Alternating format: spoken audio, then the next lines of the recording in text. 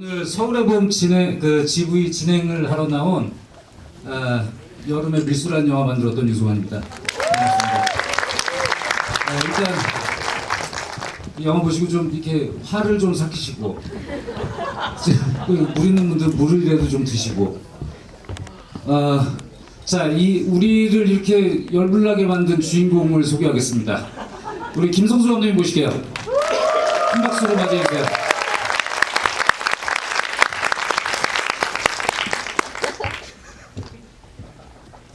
제가 이태신이고 저 전두광. 감독님 이거 세워드려야 되는데? 바로 시작할게요. 이따 QR이 이게 좀 늦어지는 것 같으니까 진행하면서 뜨면 이렇게 좀 질문 작성해 주시고요. 일단 지금 반응이 너무 뜨겁고 지난주에 전 봤는데 보고 나서 밤에 잠이 안 와가지고, 그리고 사실 오늘 GV가 이제 제가 영화 보기 전에 약속이 돼 있었는데 그 일주일을 기다리기가 너무 힘들더라고요. 빨리 한 번 더 보고 싶어서. 기분이 어떠신지?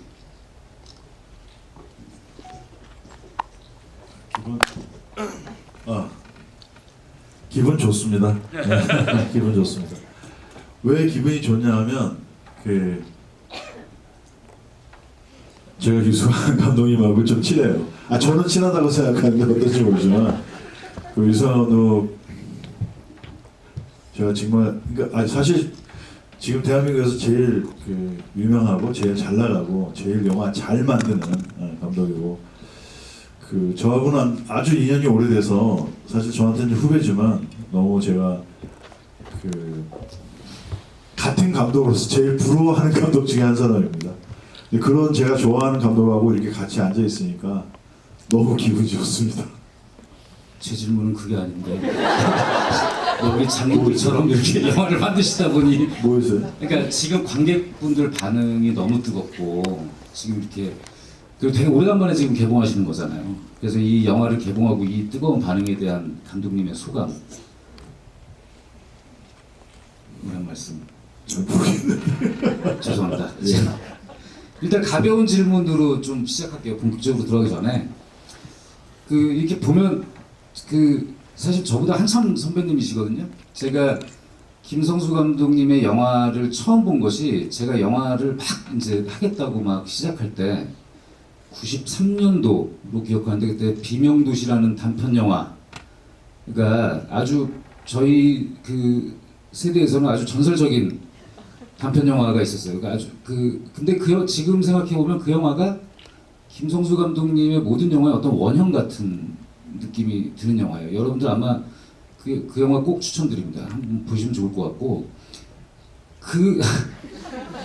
그래서 굉장히 오랜 세월 현역에서 막 이렇게 열정적으로 활동하시는데 이렇게 보면 저랑 나이 차이가 얼마 안 나 보이시잖아요. 피부 관리를 어떻게 하시는지 너무 이게 주름만 나오면 뺑뺑한 이 살이 찌면 팽창합니다. 피부가. 저절로 좋아집니다. 그러니까 제가 농담이지만 피부 관리를 왜 여쭤보냐면 영화를 보면 에너지가 어떤 젊은 감독이 만든 영화들보다 이 용광로 같은 에너지가 막 넘쳐나잖아요. 사실 영화를 만드는 감독들한테 그런 에너지는 굉장히 중요한데 그 에너지의 원천이 되게 궁금했어요. 감독님이 이런 영화를 특히 이 영화 같이 이렇게 수많은 인물들과 기술적인 난제를 품고 있는 이 영화, 그리고 주제적인 측면에서도 너무너무 예민한데 이것을 어떻게 이렇게 끝까지 밀어붙이실 수 있었는지, 그건 결국 감독 안에 있는 어떤 내재되어 있는 에너지, 그리고 어떻게 보면 그것은 체력일 수도 있다고 생각하고 그런 것들을 그러니까 이건 사실 후배 감독으로서 궁금해서 여쭤보는 거예요. 지금은 이제 제가 60이 넘었으니까 지금은 한계를 많이 느끼는데 젊었을 때는 체력이 너무 좋아서 제가 머리는 좀 나쁜데 몸은 너무 튼튼해갖고 그런 게 좀 같이 일하는 사람들 많이 힘들게 했고 지금도 제가 이렇게 좀 어려운 장면, 힘든 장면 찍을 때 훨씬 재밌는 것 같아요.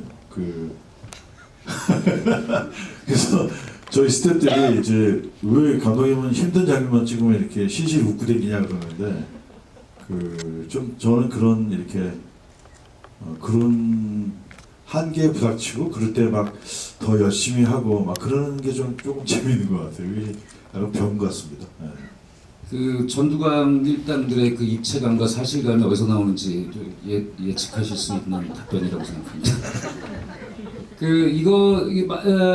혹시 이제 많은 인터뷰에서 언급을 하신 건데 사실 저도 감독님 사석에서 예전에 감독님께 직접 들었던 얘기인데 영화계에서 12.12를 직접 경험한 그 선배 감독님이 두 분이 계셨어요. 그러니까 한 분은 지금 영상자료원 원장님으로 계신 김홍준 감독님이신데 김홍준 감독님은 그 당시에 육본에서 근무를 하셨다고 그러더라고요. 그때 그 커피 타다가 갑자기 막 난리가 나가지고 그리고 한 분이 김성주 감독님이셨어요. 그래서 이것은 많은 인터뷰에서도 말씀을 하셨는데 이렇게 관객분들께 직접 한번 말씀을 드리는 게 의미가 좀 있는 것 같아서 감독님께서 경험하신 당시의 12.12를 좀 말씀해 주시면 흥미로울 것 같아요. 저희 아버님이 돌아가시고 저희 형님이 이제 결혼하자마자 아들을 낳았는데 그 아들 그러니까 집안의 장손의 그 첫 돌이 79년 12월 10일이었습니다. 제가 고등학교 3학년인데 그날 이제 저희 한남동 집에서 잔치를 하는 바람에 집안에 이제 손님들이 가득 차는 바람에 저희 어머님이 제가 고3인데도 이제 밖에 나가서 있으라고 그랬거든요. 그래서 신나갖고 이제 막 동네를 어슬렁거리는데 장갑차가 지나가더라고요. 그래서 이제 우리 동네 장갑차 지나가니까 이제 신나서 막 쫓아갔는데 제가 다니던 거기 국민학교, 지금 초등학교라고 그러죠. 국민학교 한남국민학교 뒤편에 있는 그 외무 공간으로 그 앞으로 차가 모이면서 거기가 되게 소란스럽더라고요. 그래서 제가 또 우리 동네에서 싸움 구경은 또 제가 직접 해야 되는 사람이기 때문에 막 신나서 재밌어갖고 그 육교를 넘어가는데 군인 아저씨가 막았어요. 막았는데 바로 그때 총소리가 났어요. 따다다당 이렇게 났는데 그 아저씨들이 군인 아저씨들이 확 먼저 자리에 앉으시더라고요. 그래서 나도 이제 엉겁결에 앉았더니 이제 이렇게 가라고. 그래서 이제 다시 안진뱅이 걸음으로 육교를 거꾸로 걸어 내려와서 집으로 가야 되는데 집으로 안 가지더라고요. 너무 궁금해서 아마 이제 호기심이 왕성한 나이여서 그래서 그 맞은편에 있는 좀 높은데 그 경원이라는 친구 집에 올라가서 옥상에서 이제 오들오들 떨면서 이제 거기 불을 다 도로가 불을 다 꺼버리더라고요. 근데 거기 자동차 불빛만 조금 보이는데 직선 거리는 얼마 안 되죠. 아마 그 청국전을 버리는 게 아마 제가 여기 서 있는 데서 저 끝에 정도밖에 안 됐을 것 같은데 근데 보이지는 않고 그 총소리가 어찌나 크든지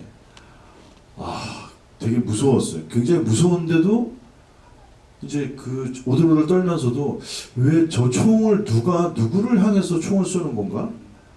무슨 일이지? 이런 거가 왜냐면 그 동네니까요. 저희 한남동이니까 그래서 그랬던 기억이 있습니다. 아마 그게 제가 어려서 또 동네에서 총소리가 나고 그걸 가서 구경하다 했기 때문에 그 기억이 저한테 굉장히 크게 각인되어 있었던 것 같아요. 네. 정말 40년도 훨씬 넘은 44년 전에 호기심 44년 동안 한 개인의 안에 농축돼 있던 호기심이 이렇게 영화로 터져 나왔으니 저는 이 영화가 훌륭할 수밖에 없다고 생각이 들어요. 그리고 무엇보다도 제가 알고 있는 많은 영화인들 중에 이렇게 호기심이 왕성하고 새로운 것을 탐구하려고 하고 하는 그 영화인은 저는 김성수 감독님만큼 이렇게 여전히 그 어린아이처럼 막 새로운 것을 찾아내려고 하고 하는 것이 결국 이 영화를 만들어낸 힘이 그런 것에 있는 거 아닌가 싶습니다. 저는 궁금한 게 너무 많은데 일단 굉장히 중요한 역사적 사실을 배경으로 다루는 거잖아요. 그리고 사실 여전히 저 주인공들이 살아있는 인물들도 많고 굉장히 부담이 많으실 수밖에 없는 프로젝트였을 텐데 이것을 어떻게 이 프로젝트를 하기로 하셨는지, 그리고 거기에 따른 부담감을 돌파하는 방법은 어떤 것이었는지. 그 저랑 친분이 있던 김원국 대표, 그 하이브미디어 코퍼레이티브가 2019년에 시나리오를 쭉 건네줬어요. 근데 그 심의에 대한 거더라고요. 그러니까 제 깐에는 남한테 얘기를 못하지만 저한테는 되게 이게 나한테 왔네? 이게 무슨 운명이란 말인가? 이런 속으로 생각을 했어요. 하지만 그 시나리오가 굉장히 잘 쓴 시나리오였어요. 아무튼 그 어떻게 보면 지금 이 만들어진 영화보다도 더 잘 쓰여진 굉장히 정교한 시나리오였지만 그 시나리오를 딱 다 덮은 순간에 제가 그 시나리오에서 온전히 남은 거는 이놈들이 이렇게 해서 이겼구나라는 느낌이었어요. 그러니까 사실 그대로를 많이 반영한 시나리오였기 때문에 이거 잘못하면 반란군의 승리의 기록이 될 수 있다라는 좀 그런 걱정이 있어서 이거 이대로는 못하겠다라는 생각으로 이제 제가 좀 이게 아직은 좀 자신이 없습니다 이렇게 해서 밀어놨는데 그 시나리오를 못한다고 그 김홍국 대표님한테 말한 다음부터 오히려 그 시나리오가 제 발목을 꽉 잡고 있더라고요. 그래서 그 당시 제가 준비하고 있던 다른 시나리오도 생각이 안 나고 완전히 뭐 이제 감독들이 막 어떤 좋은 아이템이 있을 때 막 쓰기 시작할 때 그때 이제 막 그 시나리오 자기가 쓰고 있는 걸로 안으로 막 들어가거든요. 그런데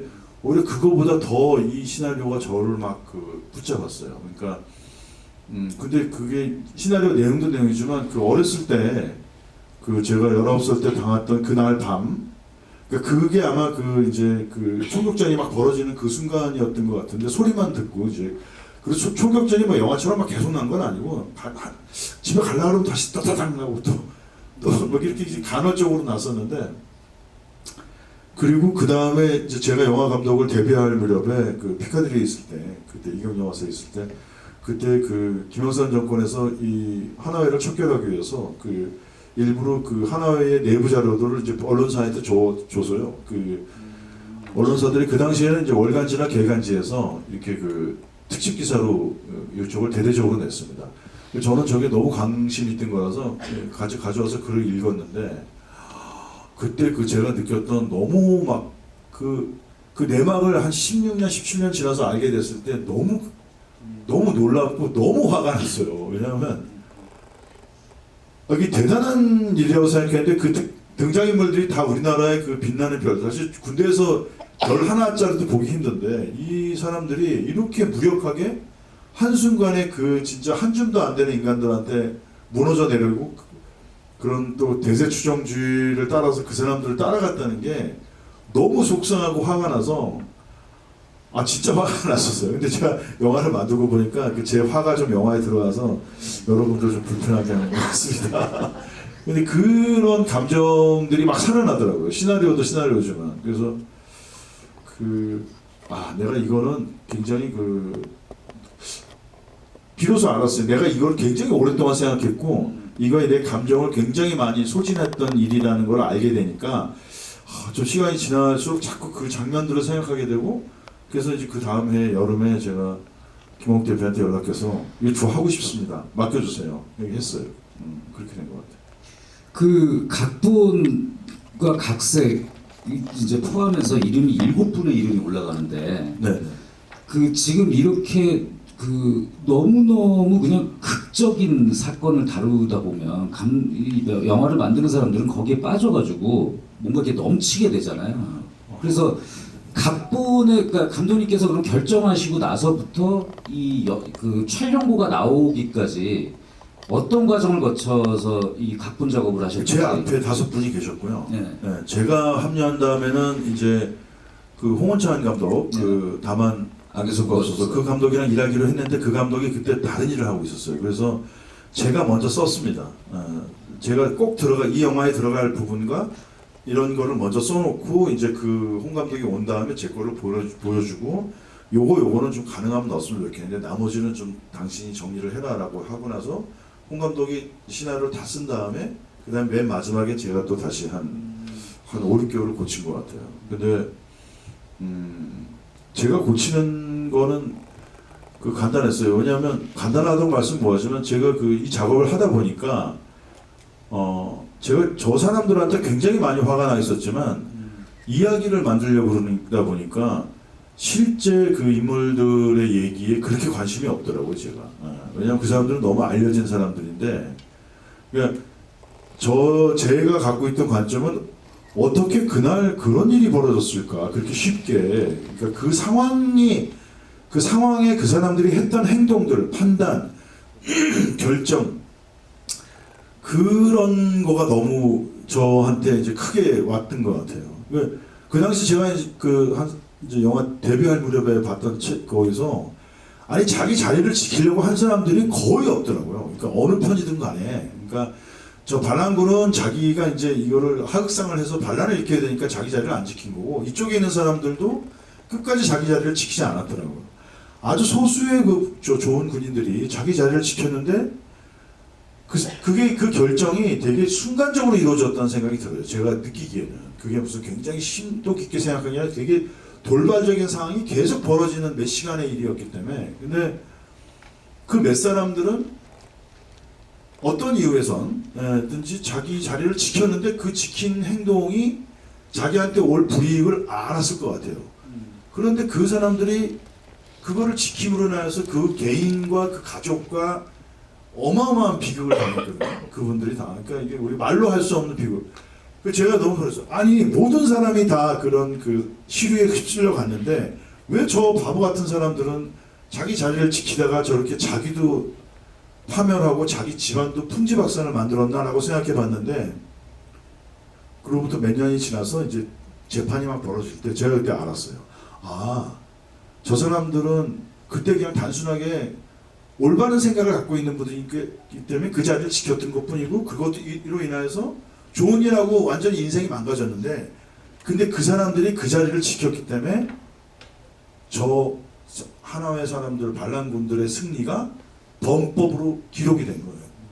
아무도 저항하지 않았으면 저 사람들의 기록은 어쩌면 영원히 우리 역사에도 그런 거 많잖아요. 근데 그 사람들이 그날 아무도 몰라주는 그 저항과 희생을 했기 때문에 결과적으로 96년도에 대법원에서 그 사람들은 이제 역사의 죄인, 그래서 공식적으로 내란죄와 반란업무죄로 이제 수괴죄로 다 재판을 받게 된 거죠.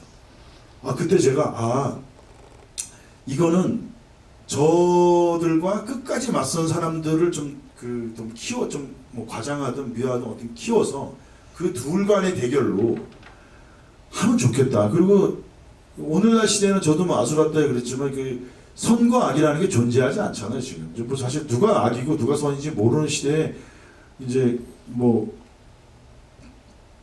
대한민국 최고의 액션 영화 감독님이 옆에 계시지만, 이게 액션 영화 감독들이 선과 악의 대결을 해야지 이 얘기가 재밌는데 그런 거를 할 수가 없어요. 현실이 그렇지가 않으니까. 근데 이야기는 좀 촌스럽지만 선과 악의 대결로 갈 수가 있겠구나라는 좀 계산이 서서, 그래서 이제 그렇게 시나리오를 고친 거죠. 지금 근데 이 영화를 보시면 그러니까 굉장히 희한한 것이, 그러니까 너무너무 근래에 이런 박진감과 긴장감을 느끼기 되게 힘들었는데, 근데 결국 이것이 그러니까 역사의 현실이긴 하지만 결국은 역사의 굉장히 좀 안타까운 비극의 한 순간으로 마무리를 하게 되잖아요.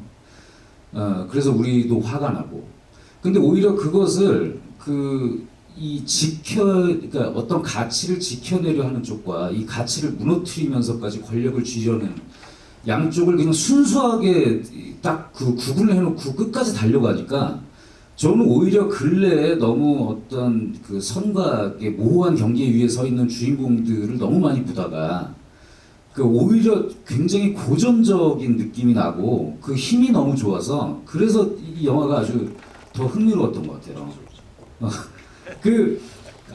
지금 감독님께서 말씀하신 이런 부분은 사실 우리가 살아가면서 굉장히 중요하게 아주 어린 시절부터 배워오는 가치이기도 한데, 그것을 우리가 현실에서 잘 지켜내지 못해서 안타까워하고 하는데, 특히나 그래서 그런지 이 영화에 등장한 모든 배우들이 정말 온 진심을 다해서 하는 느낌이 좀 들었어요. 그러니까 저는 몇 년 동안 봤던 영화 중에 이렇게 정말 이 보조 출연하는 배우들까지도 이렇게 진심을 다한 영화는 1987 이후에 진짜 오래간만이었던 것 같거든요.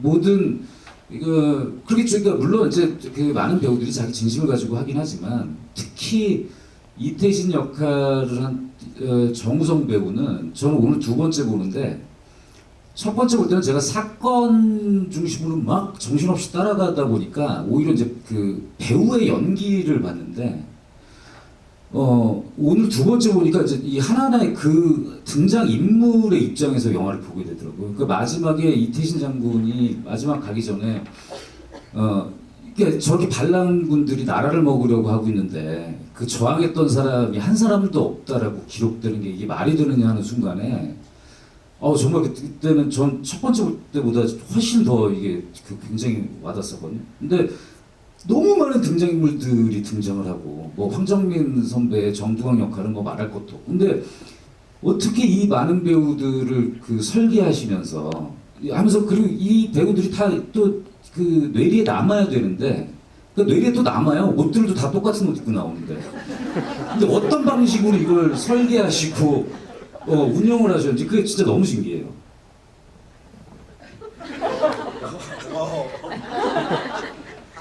이 유승환 감독이랑 같이 앉아서 이렇게 얘기한다는 게 참 너무 재밌네요. 사실은 제가 만약에 사석에서 이 영화 얘기를 둘이 막 하고 싶으면 제일 하고 싶은 사람이 유승환 감독이에요. 워낙 또 말씀도 잘하고 또 제가 호감을 가진 사람이라서 더 그런 것 같아요. 그리고 그 이태신 장군 역할 한 사람을 거는 감독님 정우성 씨가 장군님 친구라서 그런 거 아닙니까?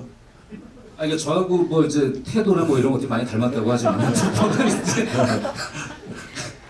근데 제가 말씀드리고 싶은 거는 이 배우들이 나이들이 좀 있잖아요. 40대 배우들이고 50대 배우들이고 60대 배우들이고 이런 사람들이라서 그 12.12라는 사건의 자장권에 다 있었던 사람들이에요. 그게 음으로 양으로 경험을 하면서 그 12.12 사건이 자기들의 젊은 시절이나 어린 시절에 다 어떤 연관을 갖고 있다는 것을 경험한 사람들이기 때문에 이 영화를 제가 한다고 했을 때 그분들이 이제 캐스팅 과정은 정말 힘들었어요. 왜냐면 너무 많은 분들이 그 저희가 좀 괜찮은 배우를 뭐 한 60명 가량을 캐스팅해야 된다는 것 때문에 좀 말이 안 되는 캐스팅이라서 너무 시간이 걸렸는데 이제 합류해 주신 다음에는 굉장히 열심히 하시더라고요. 그러니까 오히려 제가 이제 지방에 내려서 잠깐 이렇게 이름 있는 그 분들인데 이제 다른 텔레비전 찍다가 오셨을 때 대사 하나 없이 뒤에서 왔다 갔다 이렇게 이제 안 앉았다 일어났다 이런 것만 하고 올라가시니까 제가 미안해서 따라가면서 이제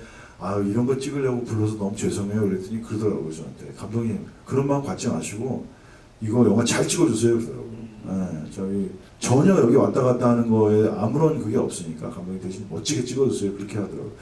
그때 제가 부담감도 있었지만 굉장히 마음 든든했어요. 이분들이 그 뭐 감독의 디렉션이 아니라 그 자기 자신이 갖고 있는 그런 어떤 배우들은 자기 육체가 잖아요. 그러니까 그걸로 헌신한다는 좀 생각이 들어서 좋았습니다. 아니 그 황정민 선배한테 이제 좀 궁금해서 물어보니까 현장에서 리허설을 정말 그 엄청나게 하고 그리고 이제 아수라 때 이 경험을 하고 나서 황정민 선배가 그런 거예요. 그 김성수 감독님이 연기를 너무 잘하신다고. 그래서 배우를 아는 분이다.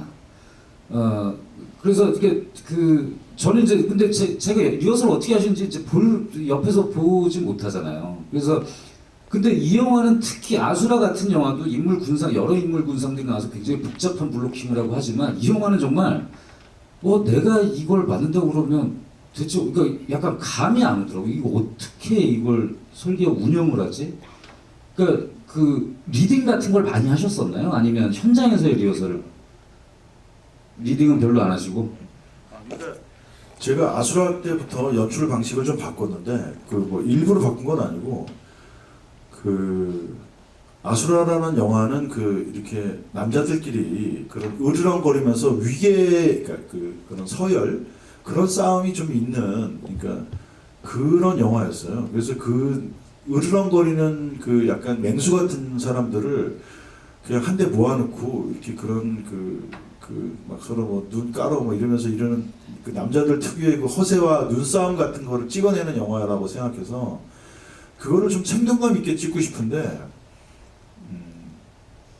이거를 좀 다른 방식으로 찍을 수 없냐고 했더니 이몽계 촬영 감독이 그 제가 갖고 온 이제 그 루포 사진에서 있는 범죄 현장에 있는 사진 같은 거를 보여주면서 이렇게 찍고 싶다 그랬더니 이건 안 된다 그러더라고요. 왜 안 되냐 그랬더니 이게 되게 유명한 그 매그넘 포터라고 있거든요. 그 전 세계 유명한 루포 작가들끼리 모임에서 지금 그 매그넘 포터라고 이제 들어가시면 아마 보실 텐데 이거는 그 범죄 현장이나 이제 그런 실질 사람들 사이에서 수백 장의 그 셔터를 터뜨려 갖고 그 중에 하나가 딱 걸린 사진들을 여기 모아놓은 거라고. 근데 저희들은 약속된 체계 안에서 드라마를 찍어가는 사람들이 어떻게 이런 앵글이 이렇게 건져지는 앵글을 찍을 수 있냐. 그래서 그런 앵글을 찍는 방법이 없을까 했더니 그런 방법 없다 그래서 이제 고민하다가 그러니까 뭐 이몽계 촬영 감독 저한테 그런 방법은 없습니다 그랬지만 그 사람도 계속 찾았고 저도 고민한 게 그런 거였어요. 그러니까 좀 비좁은 공간이나 블로킹 안에 여러 가지 그 장애물을 놔두고 인물들끼리 충돌을 시키면 그 인물들이 자기 대사를 대신 거의 모든 대사를 뭐 아수라도 그렇고 이 영화도 그렇지만 거의 모든 배우들이 다 움직이면서 대사를 하거든요. 물론 이제 그 움직임에는 그 움직임의 동기와 원인이 있어야겠지만 그렇게 하면서 대사를 치는 과정을 이제 카메라가 밀착해서 찍으니까 약간 그 화면이 비정형해. 그러니까 우리가 늘 보던 뭐 오버숄더나 이런 앵글이 아니라 이렇게 마치 폰카로 막 친구들이랑 놀다가 찍은 것 같은 그런 그 비정형의 어떤 조금 실제감 있는 그런 앵글이 나오더라고요. 그래서 그런 방법이 되게 좋다고 생각했어요. 그리고 뭐 아시다시피 아수라는 그 좋은 평가를 못 받았지만 저희 내부의 작업자들 사이에서는 그 방식에 대해서는 되게 우리가 뭔가를 해냈다 싶은 마음이 있었어요. 그래서 근데 이 영화를 할 때는 너무 등장인물들이 많아서 이거는 못하겠다 싶었는데 이제 이몽계 촬영 감독이 자기는 그 방법이 좋았기 때문에 이번에도 하죠 그러더라고요. 그래서 저로서는 선택할 수 있는 게 뭐냐면 모든 배우가 연극 경험이 있어야 된다. 네. 그리고 그 여기 이름이 없는 분이라고 보이지만 연극 잘하시는 분들 나오잖아요. 그분들 다 연극계에서 굉장히 유명하신 분들입니다. 네. 그래서 왜 그러냐면 제가 리허설 할 수 있는 시간이 1시간밖에 없어요. 근데 1시간에 한 뭐 10명, 20명을 같이 하려고 그러면 그 사람들한테 개인적으로 디렉션을 줄 수가 없고 이제 큰 배우들 위주로 큰 동선 위주로 이렇게 만들다 보면 그 오랫동안 그 전형적인 연극 그 프로스니엄 앞에가 튀어져 있는 무대에서 활동하신 분이기 때문에 그 자기의 동선이나 대사나 이런 것들을 금방 따라와 주세요. 그러면 제가 이제 일일이 지적하지 않아도 그분들이 자연스럽게 그 사람들 사이에 이제 포메이션이 만들어지는 거죠. 그리고 이제 이몽계 감독이 그걸 찍으면 약간 그 움직임의 에너지나 그다음에 그 대사가 좀 어떤 대사는 해도 되고 안 해도 되고 대사 순서를 바꿔도 되고 굉장히 자연스러운 흐름이 만들어진다고 생각했어요.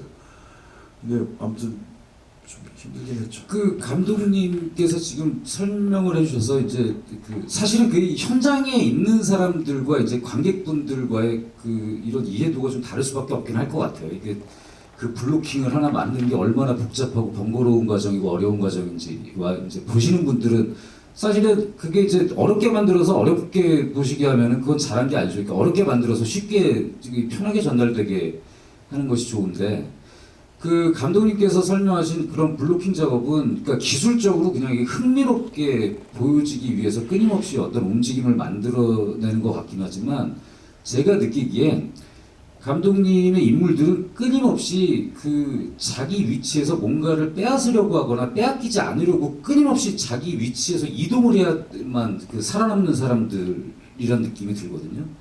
그러니까 저는 이 영화 통틀어서 제일 제가 굉장히 좋아하는 두 개의 순간이 그 마지막에 그 광화문에서 이태신 장군과 전두광이 대치하는 장면은 뭐 너무나 명장면이고 저는 그 전두광이 대통령 그 제가 받으러 갔을 때 거기서 이제 그 막 급하게 빨리 그 보안사 쪽에서 전두광 다시 오라고 그러는데 대통령 비서실장이 뭔가 이상하다 눈치채고서는 계단 밑에서 그 두관한테 그 이리 와봐 이러거든요. 그러니까 자기가 궁금하면 가서 물어보면 되는데 그 김성수 감독님의 인물들은 오라고 이리 와봐 이러고 그러니까 전형적인 정말 그러니까 제가 볼 때 이 영화는 그 군대 영화를 가장한 이토록 완벽한 깡패 영화가 없어요. 그 전두광이라는 인물 자체가 우리가 그 한장군님 우리가 깡패가 아니었을까 그러잖아요. 그러니까 이거는 정말 그 김성수 감독님이 그동안 그 계속 다루시던 어떤 인물 군상들, 어떤 조직의 이야기의 어떤 정말 모든 결정판이라는 생각이 들어요. 그래서 저는 그 계단 위에 그 몇 계단 위에 그것도 계단 위에 서 있고 밑에서 이리 와봐 하는 저는 그게 그렇게 되게 웃겼어요. 그게. 제가 좀 황당한 일이 있었는데 영화 찍을 때 그 뭐냐면 그 전두광이 대통령한테 2차 재가를 못 받고 저 찝차를 타고 와서 그 최병모 씨, 그러니까 영화 속에서 도희철 그 사람을 내리자마자 이제 설득하려고 네가 가라고 그러는 장면이 있었어요. 그래서 정민 씨한테 이제 마음이 급하니까 내리자마자 찝차에서 내리자마자 그 인사하러 나온 그 최병모 씨, 도희철 장군한테 가서 그 사람을 설득하는 장면을 하라 그랬어요. 그랬더니 이렇게 리허설을 막 여러 가지 하더니 갑자기 나가서 그 사람을 자꾸 강강수월래를 하더라고요.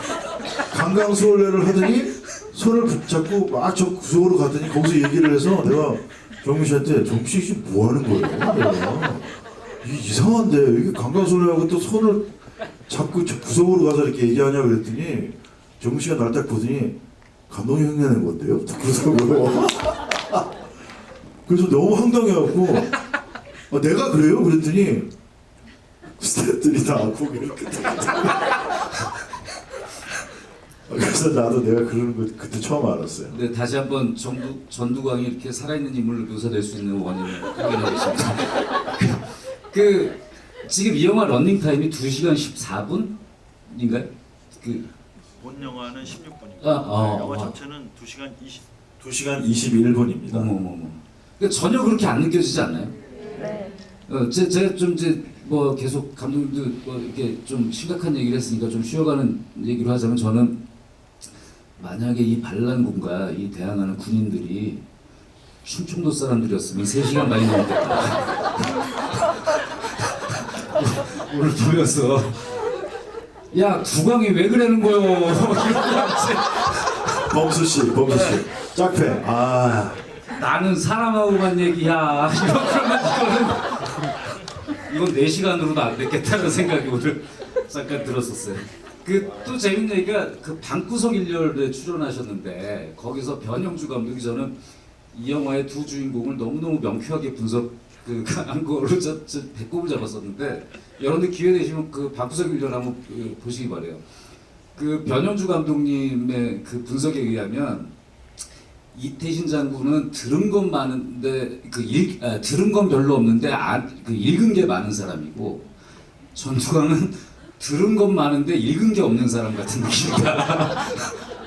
근데 정말 너무너무 명쾌한 표현인 것 같아요. 그걸 보고 영화를 보니까 좀 너무 재밌더라고요. 혹시 오늘 영화를 한 번 보신 분들, 2번 보신 분들도 계시겠지만 저는 개인적으로 이 영화는 반복 관람했을 때 제가 2번을 봐보니 훨씬 더 풍부하고 너무너무 막 감정적으로 더 격정적으로 느껴지는 게 있어서 2번 보시는 거를 추천드립니다. 제가 밀수를 3일 간격으로 2번 봤는데요. 그 장에서 훨씬 좋더라고요. 2번째.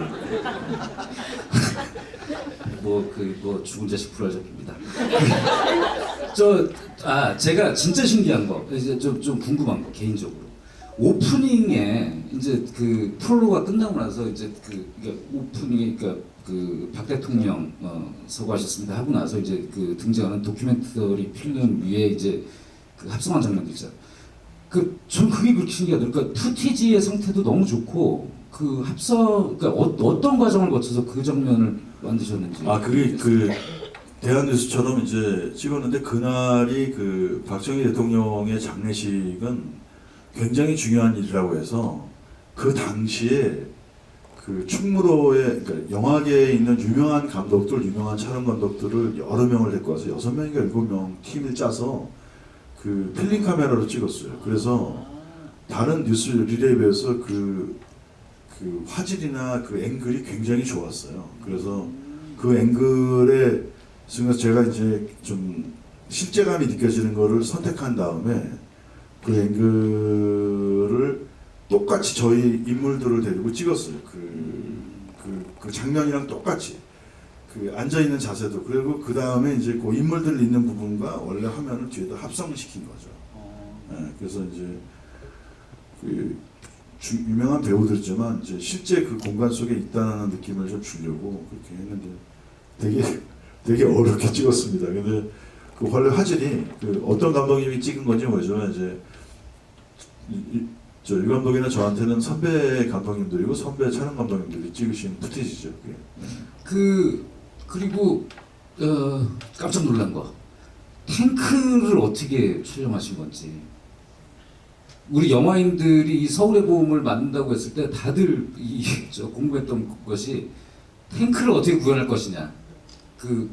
탱크를 실제로 촬영할 수가 없거든요. 이제 군부대 지원이나 그리고 광화문 한복판에 탱크가 나타나니까 군대에서 지원을 못 받는 거예요. 그리고 옛날 탱크들이라 그게 할 수가 없어요. 그래서 그게 영화인들의 모든 관심사였거든요. 이 서울의 봄의 탱크가 어떻게 구현될 것이냐.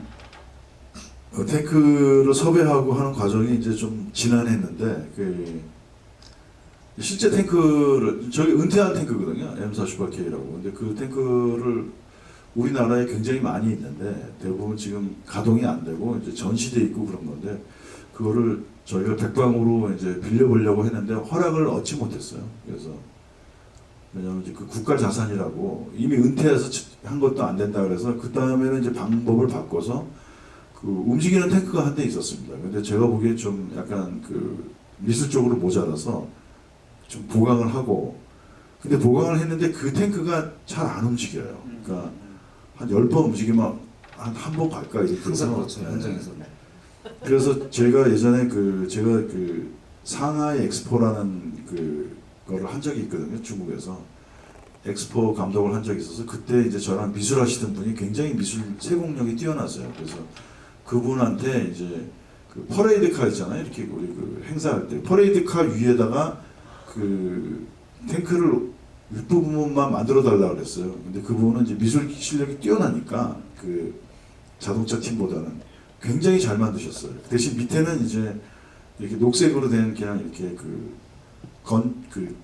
전기로 가는 그런 천천히 가는 차죠. 그래서 그 두 개를 가지고 이제 번갈아서 사용을 했습니다. 그러니까 하단 부분은 다 CG로 바꾼 거죠. 그리고 이 편집하시면서 고민이 굉장히 많으셨을 것 같아요. 그러니까 사실 너무 많은 등장인물들이 등장하고 굉장히 제한된 시간 안에 사건들이 긴박하게 돌아가기 때문에 그래서 저는 이 영화의 자막의 활용이 되게 인상적이었거든요. 근데 고민을 엄청 하셨을 것 같아요. 그러니까 우리 영화 만들면서 가급적이면 그런 MSG를 안 치려고 이렇게 노력하는데 어떤 기준을 가지고 이 자막이나 분할화면 같은 것들을 하신 건지. 유 감독이 저를 잘 알고 저도 좀 알듯이 저는 특히 옛날 사람이니까 그 자막이 나면은 영화를 보는 방해 요소라고 생각했어요. 그래서 자막을 많이 쓰고 싶어 하지 않고 저도 뭐 자막을 거의 안 쓰는 사람인데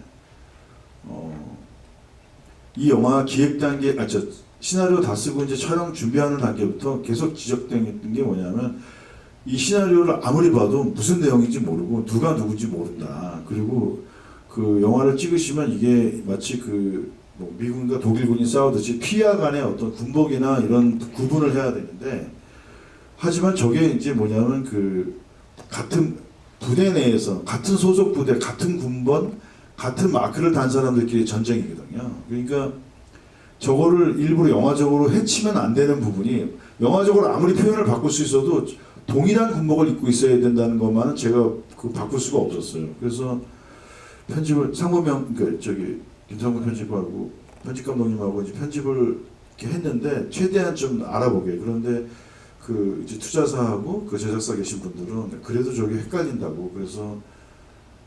그래서 이제 자막을 활용해서 이제 한번 보여드렸죠. 저는 이제 약간 자막 원해? 그래 알았어. 그래서 자막을 깔아서 약간 좀 그래 내가 자막을 떡고물처럼 니네들 입이 쳐넣어줄게 하는 식으로 그냥 자막을 쫙 깔아갖고 딱 줬는데 너무들 좋아하시는 거예요. 약간 저는 좀 약간 나쁜 감정으로 만들었는데 그걸 너무 좋아하면서 이제 이해가 쏙쏙 된다고 그러시더라고요. 그래서 그걸로 브라이드 시사를 했는데 평점이 잘 나왔어요. 그래갖고 그러니까 또 이게 이러면 손님이 좀 들지 않을까. 그래서 마인드를 확 전환해갖고 이제 자막을 적극적으로 활용했습니다.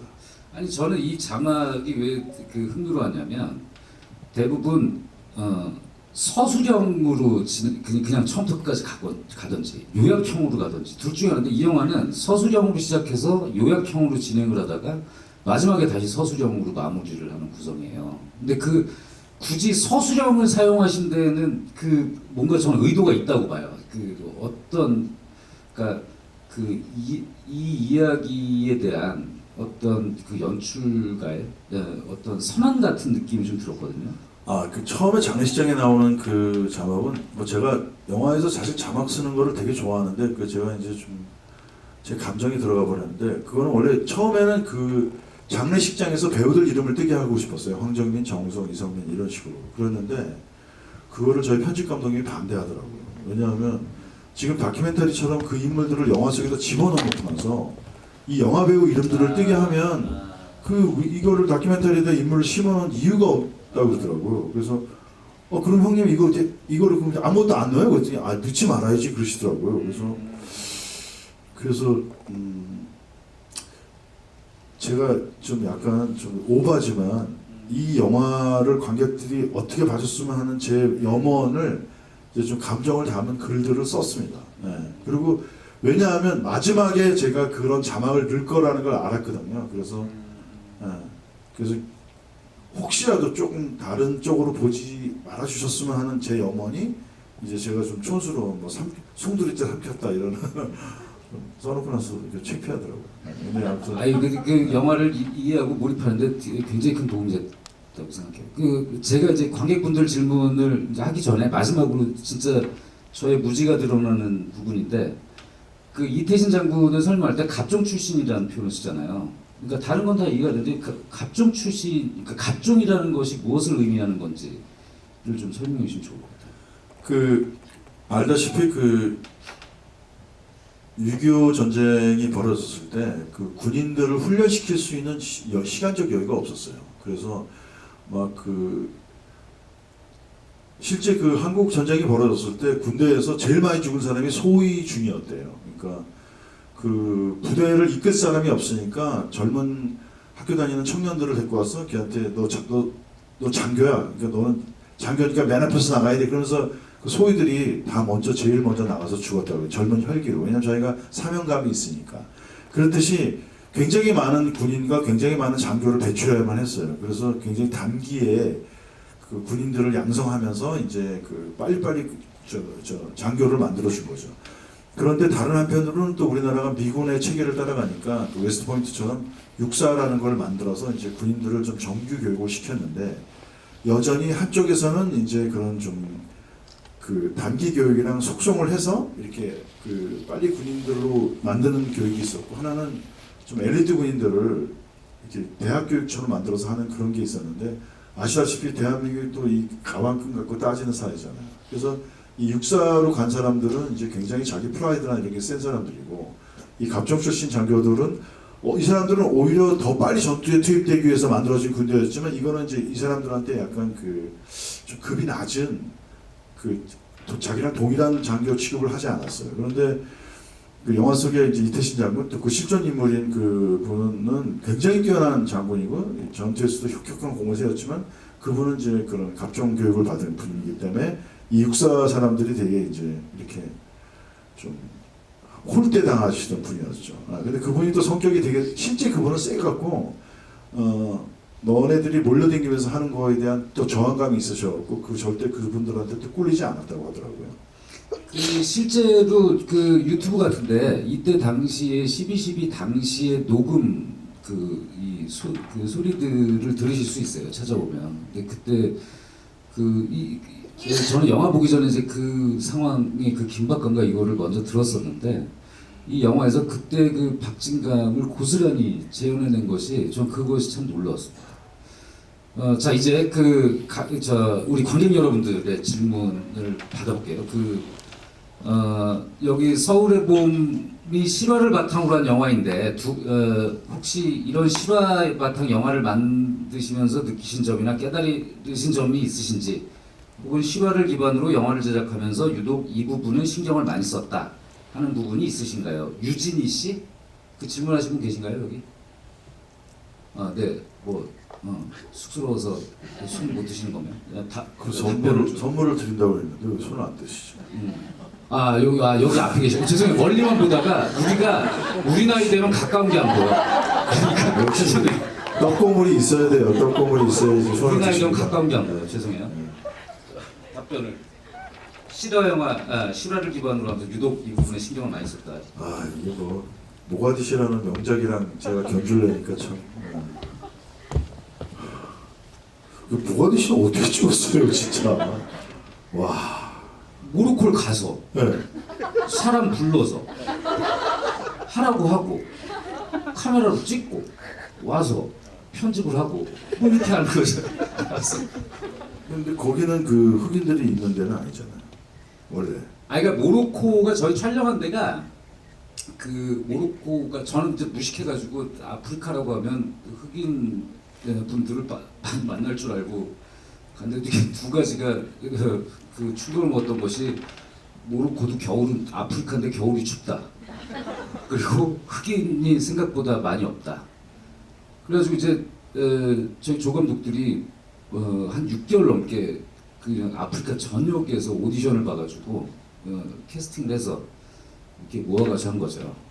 그럼 그분들이 그 촬영지로 다 외부에서 외부에서 그렇죠. 오신 뭐 케냐, 외국인. 콩고, 나이지리아 뭐 거기서 오시고, 그리고 막 이제 주요 배우분들, 그다음에 이제 전체 수많은 그 보조 출연자분들은 다 못하니까 그 모로코에서 거기에 이제 거주하시는 흑인분들, 그래서 그 모가디슈 보신 분들은 아실 텐데 그 공황장 뭐 이런 그 중요한 배역이 그 시장에서 방울 장사하시는 분이에요. 그런 분들이 이렇게 오디션 봐가지고 계속하고 뭐 그렇게 만들었죠. 근데 제가 듣기로는 그 모가디시에 나오는 반군들 흑인 그 연기자분들이 다 다른 나라에서 여러 군데서 모아진 일반인들인데 그분들을 어찌나 훈련시켰는지 거의 진짜 정규 군인 수준으로 바뀌었다고 하는 얘기 들었습니다. 갑자기 이게 상황이 바뀌었는데. 그러니까 어떻게 저희가 한 가능하지? 달 정도 전에 이제 미리 가서 거기 이제 정규 뭐 스턴트 하는 팀이 없는 아주 작은 소도시라 한 20분 정도를 미리 캐스팅을 해가지고 그 스턴트 연기를 할 수 있는 분들을 우리 무술 감독들이 먼저 가가지고 거기 이제 그 체육관을 만들어서 한 달 전부터 이제 훈련을 했죠. 그러다 이제 그 정예 요원들이 마지막에 한 10명 정도의 정예 요원들이 나와가지고 그들이 30명이 나오는 날이건 300명이 나오는 날이건 그 10명이 전체 분위기를 다 잡아가지고 그래서 몹신들을 다 만들어낼 수 있었어요. 그 폭동 장면이나 뭐 이런 것들을. 근데 지금 이제 질문하신 분은 말씀 하나 드리면 유승환 감독님이 저한테 이런 영화를 12.12를 찍으려면 그 너무 좋은 분이 있다고 소개시켰어요. 태상호 기자님이라고 지금 밀떡들은 되게 잘하시는 분인데 유튜브에서 그 밀터리에 관해서는 아주 실제 그 종군 기자이기도 했고 또 이제 그 특전사 그런 훈련을 받으신 분인데 그분을 소개시켜줬어요. 그래서 그분이 그 79년 12월에 이제 우리나라 군대의 체계, 군인들이 쓰는 말, 군인들의 그런 어떤 여러 가지 그 행태 이런 것들을 아주 굉장히 체계적으로 해주셨어요. 그래서 너무 치밀하고 정확하게 고증을 해주셔서 제가 이제 그분을 연출하면서 항상 그분을 쳐다보고 그분이 이제 이거 됐다, 이거 다시 해야 된다. 그러면 이제 그렇게 했어요. 유 감독님이 그거를 저한테 알려주신 분입니다. 그리고 이제 영화 속에도 등장을 하는데 초반부에 그 하나회 일종의 오디션 이렇게 볼 때 그 하나회 오디션 보는 군인 중에 한 명이 그 모가디슈 때 연출부를 했던 친구인데 여기 저는 그 친구가 그렇게 연기 잘하는지 몰랐어요. 그래서 인물 조감도 했는데 제가 영화 보고 너무 기분이 좋아가지고 그 친구 이름이 성환이라는 친구인데 연락해서 그러니까 어떻게 이 수많은 인물들을 다 이렇게 좋은 배우들을 다 모았니? 너 너무 잘했다 그러고 그냥 연락을 했었죠. 그러니까 지금 감독님 말씀하신 것처럼 사실 이제 많은 감독들이 아무리 작은 영화를 하더라도 나름의 그 취재를 엄청나게 그 한국의 많은 감독들은 되게 열심히 하는 것 같아요. 그러니까 제가 뭐 아주 모든 감독들 다 아는 건 아니지만 제가 알고 있는 선에서는 정말 무슨 사회부 정치부 기자들이 막 그 사건 파고들듯이 근데 제가 알고 있는 세 사람의 그런 아주 독한 그 취재하는 감독들이 있는데 한 분은 이명세 감독님이고 한 분은 나홍진 감독이고 그리고 한 분이 김성수 감독님이십니다. 그리고 두 번째 질문 그 영화 너무 감명 깊게 잘 봤습니다. 김성수 감독님께서 촬영하셨을 때 가장 오래 걸렸거나 촬영하기 어려웠던 장면과 그 이유가 궁금합니다. 유유유님이시거든요. 네. 그 가장 어려웠던 촬영은 이 지금 서울의 봄을 가지고 하시는 건가요? 아니면 감독님께서 만드신 전체 영화 중에 질문하시는 건가요? 서울의 봄에서 가장 촬영하기 어려우셨던, 오래 걸리고 하셨던 장면이 궁금하시다고. 아무래도 그 세종로 마지막 세종로 장면이 그 양쪽이 대치하는 장면을 찍을 때 제일 힘들었던 것 같아요. 일단 그 한 씬이 굉장히 긴 씬이고 그리고 저희가 그 광양에 있는 그 이제 선적장에 그 바닥만 있는 데서 찍었거든요. 그래서 이제 약간의 그 가로수 같은 이제 그 기둥이랑 뭐 주변에 조금의 그 이런 그 윤곽선만 만들고 자 여기는 뒤에 광화문이 있고 여기 뒤에는 이런 건물이 있고 이런 걸 이제 있다고 치고 이제 하는 건데 그 중간에 그 바리케이트의 바다를 만들자고 했거든요. 근데 사실 저희가 바리케이트가 그렇게 많지 않아갖고 이쪽을 찍을 때는 이쪽만 갖다 놓고 저쪽을 찍을 때도 저쪽만 갖다 놓고 그렇게 이제 왔다 갔다 했어요. 근데 이쪽에 서 계신 분들도 서울에 와서 다른 드라마나 이런 걸 영화를 찍으셔야 되고 이쪽도 그래서 공평하게 이제 하루는 이쪽을 찍고 하루는 이쪽을 찍고 그러면 이제 그분들이 이쪽을 찍을 때 이분들은 서울 가서 다른 작품 하시고 이걸 찍을 때 그러니까 대신 저희들은 이제 매일 이쪽을 다 찍는 게 아니라 여기를 하루 찍었다가 다음 날이면 이쪽을 다 옮겨서 반대편을 또 세팅해 놓고 찍고 이러는 거와 이제 스태프들이 힘들어서 뭐 모든 사람이 저까지 포함해서 모든 사람이 달려들어서 이제 그걸 다 옮기고 하는 그 과정이 힘들었는데 그때 또 장마를 만났어요. 그래서 장마가 오니까 그 촬영하는 시간도 짧아지고 무엇보다도 이제 밑에 그게 평탄한 데가 아니니까 영화 속에서는 평탄한 도로처럼 보이지만 울퉁불퉁하거든요. 그러니까 거기 물이 많이 고이면 그거를 이제 그 쓸어내고 이제 그 수건으로 이렇게 짜서 다 이렇게 양동이에서 하는 거가 그게 힘들고 그러고 나서 이제 그렇게 막 하고 나면 밤에 막 그 모기도 많고 되게 여름이니까 덥잖아요. 근데 모든 배우들이 또 다 겨울 옷을 입고 철모를 쓰고 하니까 땀을 뻘뻘 흘리니까 그것도 땀 닦아주고 막 이러는 그 약간 아무튼 북새통에서 찍었습니다. 아니 근데 저는 그거 꿈에도 몰랐어요. 그 입김과 그런 눈발과 이 모든 것들을 그냥 다 CG로 작업을 한 거.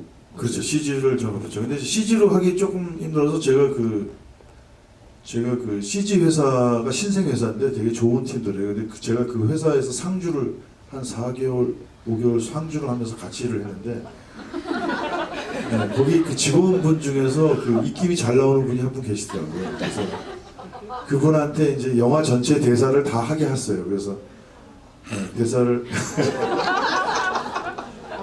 되게 많이 힘드셨죠 그분이. 그래서 원래 제 조감독들도 하고 그랬는데 그 제가 생각하는 충분한 입김이 안 나와서 그 정주호 팀장이라는 그 약간 저희가 이제 용갈이라고 했는데 그분이 입김이 잘 나오시는 분이어서 안에 화가 많으신가 봐요. 그래서 그분이 영화 전체 대사를 그 보조 출연자 대사까지 다 해서 그 입김은 이제 그 대사에 맞게 집어넣습니다.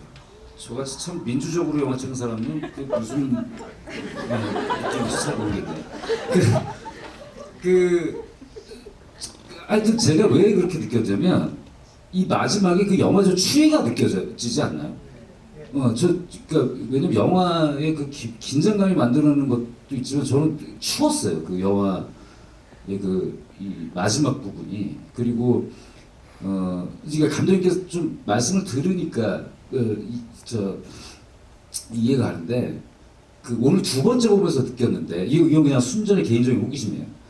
이태신 장군이 그 바리케이트를 막 넘어가는 걸 되게 그냥 긴 한 테이크로 하고 싶은 욕심은 없으셨었네. 되게 길게 찍었어.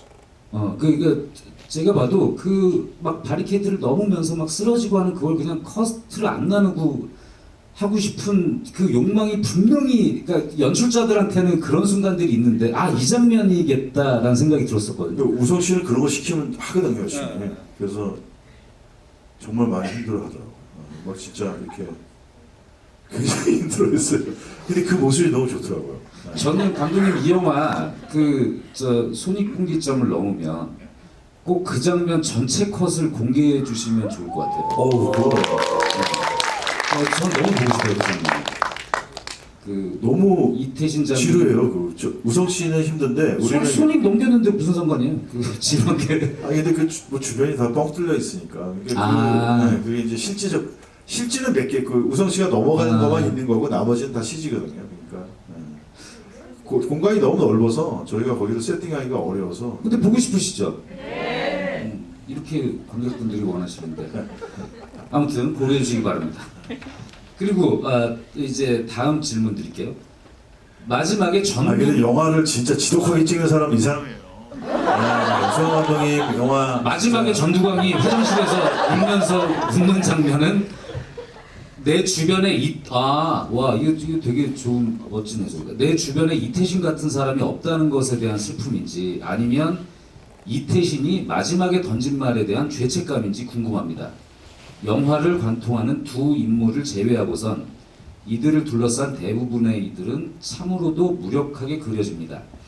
그 덕에 극의 대비감이 고조되기도 하지만 지켜보는 이들까지도 허탈하게 만드는데요. 감독님께서는 마지막에 황정민 배우의 장면을 어떤 의도로 기획하신 것인지 궁금합니다. 창균님께서 질문해 주셨거든요.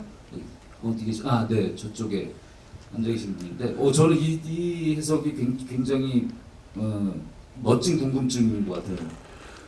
사실 솔직하게 말하면 저 황정민 씨는 연출에 관해서도 저보다 훨씬 뛰어난 것 같아요. 그래서 그분한테 제가 뭐 특별한 주문을 하지 않고 그냥 정민 씨가 생각한 대로 해봐 그렇게 하세요. 그러면 이제 그렇게 찍어놨는데 이 씨는 정민 씨한테 열어놓고 찍었어요. 근데 막상 이 씨는 찍을 때가 이제 후반부에 와서 왔는데 정민 씨가 어떻게 해야 되는지 모르겠다 그러더라고요. 그래서 아니 당신이 하기로 했는데 나한테 물어보냐고. 서로 굉장히 촬영을 하려다가 이거를 이제 너무 다양하게 찍기보다는 명쾌한 어떤 방식을 정해야 된다라고 해서 이제 현장에서 그 두 사람이 촬영을 중단하고 둘이서 계속 얘기를 했어요. 화장실 바닥에 앉아서. 근데 감독과 주연 배우가 촬영을 중단하고 대화를 하면 사실 심각한 상황이거든요, 현장에서.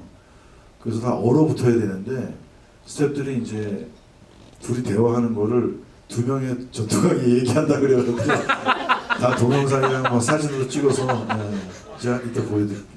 진짜 웃겨요.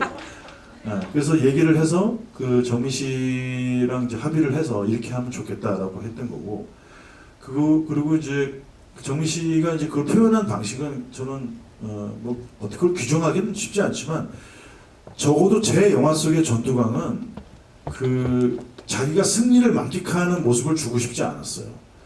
원래 그분은 되게 뻔뻔하시고 뭐 29만 원밖에 안 계신 분이니까. 그렇지만 이 승리가 자랑스러운 승리가 되지 않기 위해서 이태신이 그렇게 어렵게 넘어간 다음에 그 사람의 전생애를 부정하는 말을 해줘서 인간이 그 말을 듣고 뭔가 좀 이거 내가 기뻐할 수가 없는데 뭔가 기분이 안 좋은데 내가 부정당한 느낌이네 이런 마음을 주고 싶었어요. 그래서 그 승리에 만끽하는 순간을 주지 않고 그래서 그 사람이 그렇게 이제 그런 머뭇머뭇거리는 순간을 주고 싶었고, 다만 들어가서 동료들과 같이 어울리지 못하고 이제 밖에 추운 데서 오래 있었으니까 이제 화장실을 갔을 때 비로소 화장실이라는 배설의 공간으로 들어가면서는 아니야 내가 왜 이겼는데 나는 기뻐할 자격이 있고 난 승리한 거라고 해서 화장실에서 혼자서 막 승리를 만끽하는 순간, 저는 그 순간은 전두광도 하나의 인간이고 또 어떻게 보면 굉장히 그 군인으로서나 그 리더로서 장점이 많은 인간이었지만 그 사람이 그날 그 탐욕을 부리면서 사람들의 탐욕을 또 자극하고 더 거대한 탐욕의 덩어리가 되고 그 탐욕의 왕이 되어서 그 일을 성사시켰을 때는 그리고 자기 안에 있는 그 계면적음과 부끄러움 그 그냥 나는 좋아 나는 이긴 거야 하고서 막 웃는 순간 저는 그 인간은 탐욕에 먹혀버리는 순간이라고 생각했어요. 그러니까 그 인간이 품었던 탐욕이 너무 자라나서 그 인간을 삼켜버리는 순간이고 그 순간이 지난 다음에 전두광은 그 이전의 전두광과 달라졌다고 생각해요. 그래서 그 화장실에서 그렇게 뭐 오줌으로 자기 영역 표시를 하면서 막 웃어대는 그 전두광은 아마도 그 이후의 역사에서는 그거보다 훨씬 끔찍한 만행을 저지르는 인간으로 됐고 저는 역사 속에 제가 이 12.12는 제가 생각하는 그 이후에 80년대를 지나간 악당들의 탄생이라고 생각했거든요. 저는 제가 이 날에 주목한 것은 이날 그들이 태어난 날이라고 생각했어요. 악당들의 탄생이라고. 그래서 근데 그 악당의 무리가 그날 왕이 되는 순간이 바로 그 화장실이라고 생각했습니다. 공교롭게도 오늘이 모델이 되신 분의 2주기가 왜 하필 이날 제가 이걸 해야 되는지 모르겠어요. 제가 황정민 배우를 참 좋아하는 것이 이 영화를 할 때 서울의 봄을 할 때 되게 힘들어 하더라고요. 그러니까 이게 막 현장 힘들고 이게 아니라 이 전두광이라는 인물을 하는 거에 대해서 이 스트레스가 어마어마하더라고요. 그러니까 본인이 예를 들면 관객들이 재밌게 볼 수 있는 악당을 연기한다 하는 거는 여러분들 아시지만 그 황정민 선배는 주인공일 때도 좋지만 그 악역으로 나올 때 굉장히 빛나는 지점이 있는데 본인이 이게 관객들이 즐길 만한 악당으로 보여줘야 되는가에 대한 이게 막 일종의 막 죄책감을 가지고 있고 너무너무 괴로워했었어요. 그러니까 재밌게 하자고 그러면 한없이 재밌게 자기가 막 놀 수 있는데 그렇게 하면 안 되니까 그래서 아주 힘들어했던 기억이 나요. 이게 그래서 분장 이거 하고 이런 거는 일도 아니라고 추위 더위 이거는 일도 아니고 그런 어떤 마음의 괴로움. 근데 영화를 보고 나니 그가 지녔던 그 짐이 왜 그만큼의 짐을 졌는지를 알겠더라고요. 그렇게 했기 때문에 이렇게 멋진 연기가 나왔던 것 같습니다. 부연 설명 좀 하겠습니다. 저는 정민 씨한테 너무 감사해요.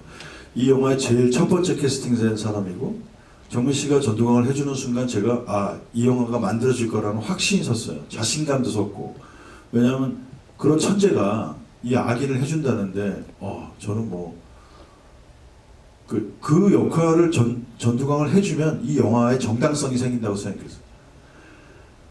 근데 그 어려운 결정인데 그 사람이 또 그런 티를 안 내요. 난 사실 감독님 이거 하기가 어렵고 이런 말 잃지 않아요. 하기로 하면 그냥 한다. 아니면 안 한다. 그 사람은 아주 참 멋진 사람입니다. 근데 왜 그러냐 하면 배우들은 다 멋진 역할을 원해요. 악인을 원하더라도 매력적인 악인을 원해요. 왜냐하면 그게 자기 연기의 보람이잖아요. 사실 멋진 역할을 줘서 멋지게 연기하는 거는 그것도 어려운 일이지만 그렇게 이 전두광 같은 역할에 비해서는 어렵지 않은 거예요. 근데 전두광 같이 철저하게 진짜 관객들로부터 어떤 동정심도 받을 수 없는 역할을 자기가 완벽하게 해내리겠다라고 마음 먹는 거는 정말 어려운 거예요. 그런 결심을 하고 그렇게 연기하고 그런 조금의 동정심도 허락하지 않는 연기를 해내고 그리고 자기가 또 좋아하지 않은 캐릭터로 들어가기 위해서 그런 가발을 뒤집어 쓰고 4시간의 분장을 해서 그 가발을 뒤집어 쓰는 순간 자기가 그 사람의 탐욕의 화신으로 또 이렇게 변신하고 이런 결정과 이런 거를 완벽하게 해낸 황정민은 저는 진짜 대한민국의 보물이라고 생각합니다. 제가 사실은 황정민이란 사람을 알고 있는 사람들은 빵 터질 수밖에 없는 장면이 영화 안에 있는데요. 뒤에 마지막에 이제 이렇게 정밀 타격한다 막 이랬을 때 막 안에 난리 났을 때 선배들이랑 할 때 막 욕하는 장면 있잖아요. 그 제가 시사회 때 보다가 그 주변에 황정민을 아는 사람들 막 깔깔대면서 그 너무 긴장감 넘치는데 그 순간 너무 황정민인 거예요. 그 욕하고 막 하는 게. 근데 그게 얘기를 나중에 들어보니 황정민 선배가 그러니까 그 순간 전두광과 이 배우와 배역이 그냥 완전히 모래일체가 돼버린 것이 그 인간들에 대해서 너무 짜증이 났다는 거예요.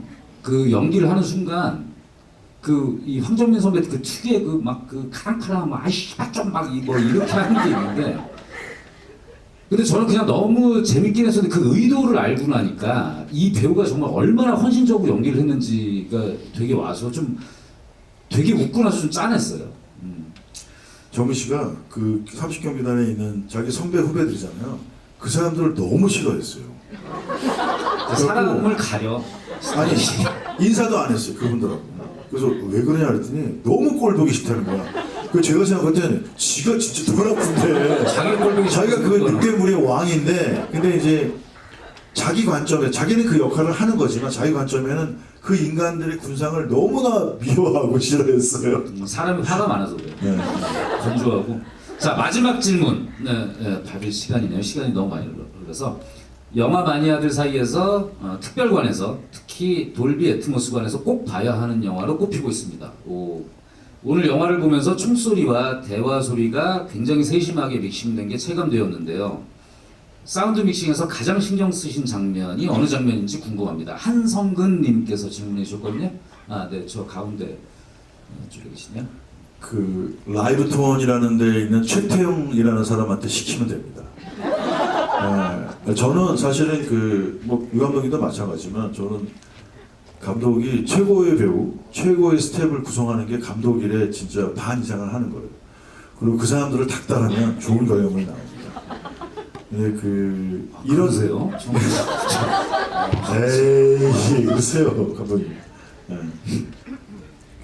제가 이 전작품에서는 이제 또 다른 일을 하면서 다른 분하고 했어요. 그분도 정말 잘하시는 분인데 또 이 감독님하고 일하고. 근데 저희가 비트 할 때부터 그 최태형이라는 믹서라 그러거든요. 음향을 다 이렇게 만드는 그분하고 비트 때부터 쭉 같이 해와서 너무 저랑 죽이 잘 맞아요. 그리고 굉장히 또 액션 영화나 그런 사운드를 이제 강렬한 사운드를 잘 배합하시는 분이고. 그래서 그분이랑 오랜만에 일해서 이제 제가 그분을 이제 달달달달 볶았습니다. 그랬더니 그분이 최고 실력이 나와서 그분도 지금 봉준호 감독 영화도 전체를 항상 하시는 분이에요. 봉준호 감독이 전체를 다 외국에서 하더라도 그 사운드만은 꼭 최태형이라는 분이 하시는데 그분이 다 한 겁니다. 저는 뭐 한 게 없습니다. 항상 감독님께서는 이게 겸손의 말씀을 하시지만 그 감독님하고 작업을 한 기술진들 얘기를 들어보면 기술 파트 분들이 감독님이 준비를 너무 하셔서 거의 각 파트의 그 전문가 수준으로 항상 준비를 해오셔서 되게 쩔쩔매는 매게 하는 감독님 중에 한 분이세요. 그리고 이제 마무리를 해야 될 시간인데 저는 이 감독님께서 이 영화를 만들어 주셔서 너무 좋고 그리고 이 영화를 만든 사람이 감독님이어서 또 좋아요. 감독님께서 제가 이제 영화 공부할 때 비명도시라는 영화로 처음 단편 영화 35mm 그때 16mm 필름으로 주로 만들 때 35mm로 진짜 완성도 높은 영화가 하나 나와서 우와 한국의 독립영화계에 이런 영화가?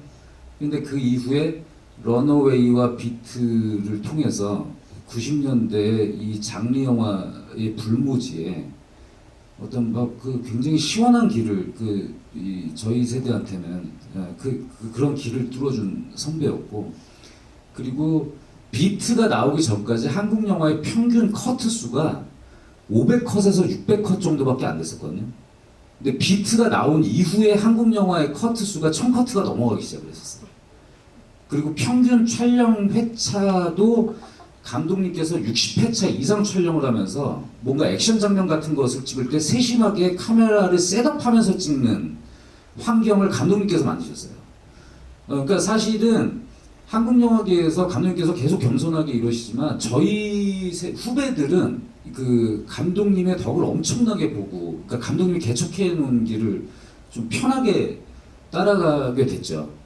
근데 전혀 그런 거 티도 안 내시고 언제나 이 젊은 친구들하고 어울리는 거 좋아하시고 그래서 아무튼 저는 이 영화가 그 지금도 사랑을 받고 있지만 이제 개봉한 지 이틀 차인데 더 많은 사랑을 받았으면 좋겠고 그리고 이 영화가 지금 얼어붙은 한국 영화계의 봄이 된 것 같은 역할을 또 해주고 있어서 그것도 너무너무 감사드립니다. 그 감독님 마지막으로 한 말씀 해주시죠 관객분들께. 제가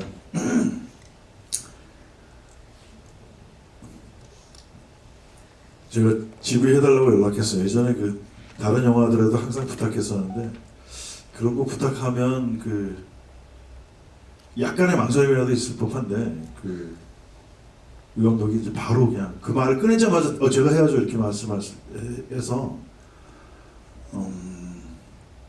그 무섭지 않나요? 이렇게 할 수밖에 없는. 근데 제가 유승환 감독을 좋아해요. 왜냐하면 영화 감독은 기본적으로 이제 스토리텔러잖아요. 그러니까 이야기를 말하는 사람이거든요. 그러니까 이야기를 전달하는 사람인데, 그러니까 이야기를 그러니까 좋은 이야기가 있을 수도 있고, 뭐 자기만의 이야기일 수도 있고, 근데 그 이야기를 텔링하는 거잖아요. 스토리텔링하는 텔러인데, 이야기를 전달하는 사람 특유의 그런 전달력이 있어야 된다고 생각하거든요. 그러니까 그거는 무슨 뭐 무용이나 뭐 축구나 그런 노래나 그림처럼 그걸 타고나는 재능이 있는 것 같아요. 근데 제가 우리나라에도 뭐 또 세계적으로 유명한 감독이 있지만 제가 제일 탐나는 그 텔링 능력을 가진 텔러가 저는 유승환 감독이에요.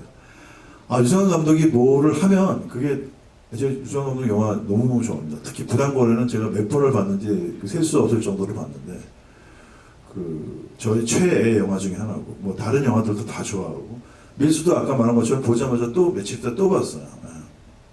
그러니까 영화도 되게 왕성하게 만드시고 근데도 그 영화의 그 퀄리티나 그 질이 되게 똑같이 유지가 되잖아요. 그러니까 그리고 심지어 팬데믹 시기에도 제일 어려운 시기에 용감하게 자기가 만든 영화들 또 자기가 도와주는 자기가 같이 제작한 젊은 감독들의 영화를 제일 어려운 시기에 상영해서 그걸 또 성공시키고 이 감독님이 한국 영화를 위해서 해내는 일이 너무 많습니다. 그래서 후배지만 제가 제일 존경하고 또 제일 좋아하고 뭔가 저는 좀 이렇게 제가 사석에서 이렇게 전화를 막 거는 감독이나 전화는 배우가 정우성 배우하고 우리 유승환 감독인데 오늘 때로는 만나서 정우성 이렇게 감독과 유승환 배우가 되기도 하죠. 맞습니다. 직장인대가 나가서 어떻게? 아직은 뭐. 감독님께서 이렇게 진짜 몸둘 바를 모를 만큼 칭찬해 주셨는데 이 말씀이 진실인 걸 여러분들이 확인하시려면 다음 한준희 감독 지부에 직접 오셔서 한준희 감독에게도 최애 감독이라고 한다라면 전두광의 향기를 느끼실 거라고 생각합니다. 오늘 너무 한준이는 차애 감독입니다. 명확하게 이거 지금 녹화되는 거잖아요, 그렇죠? 한준희 감독은 차애 감독이고 최애 감독은 유승환 감독입니다. 여러분, 우리는 유승환과 한 시대에 사는 거 행복하게 생각해야 돼요. 한국 영화를 지키는 파수꾼이잖아요. 그럼 제가 뭐 믿어주이소 뭐 이걸로 가야 되나요 지금? 기분이 좋아서 그래요.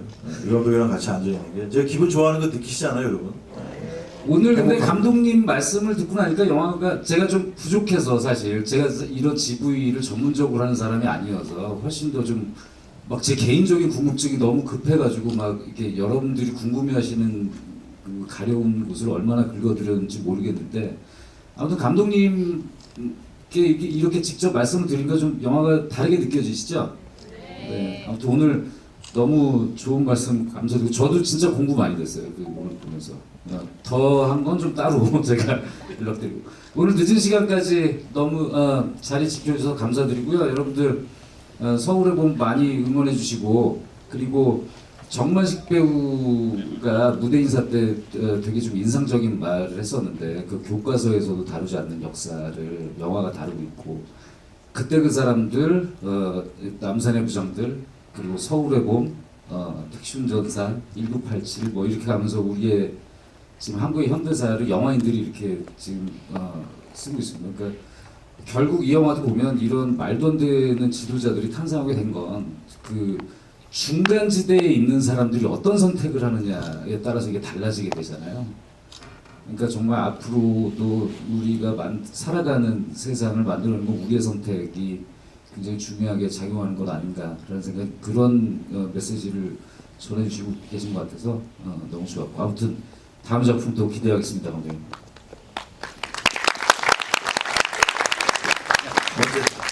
자, 베테랑 2는 언제 개봉하나요?